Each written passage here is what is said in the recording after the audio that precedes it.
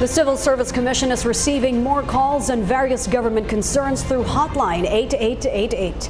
The CSC also said that to date, Hotline 8888 has received no prank calls. Jervis Manahan tells us more. This small room inside the building of the Civil Service Commission is the new headquarters of the Hotline 8888 launched by the Duterte administration last August 1. 3 days after its inception, the hotline has received more than 700 calls already.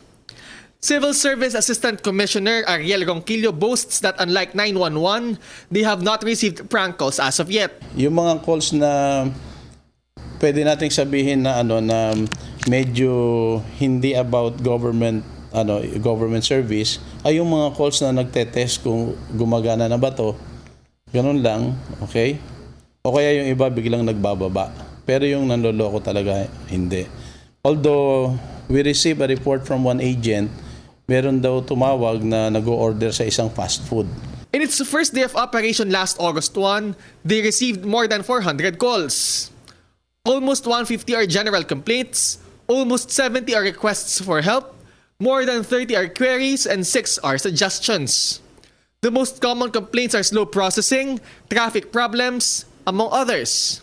They have also received calls about corruption, non-issuance of receipts, and garbage collection. Kung pwedeng aksyonan agad-agad, aksyonan namin yon. So kung halimbawa, it's just a matter of calling the attention of the agency, o meron daw nadidelay na proseso dyan, meron kayong kliyente dyan, right away na aksyonan yon. Right away din, binibigyan namin siya ng update. Kausap na namin si ganito, i-entertainin na ho kayo dyan. Each call is being transcribed and filed in a database. The same agent responds to queries or forwards concerns to proper authorities. Bigger concerns such as corruption are being filed for investigation.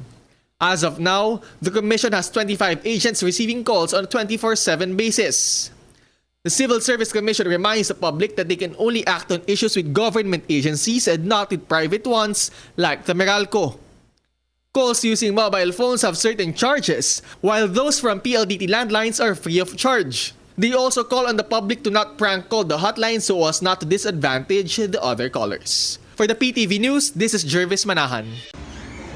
Ako po si Cathy San Gabriel. Subscribe na sa PTV YouTube channel.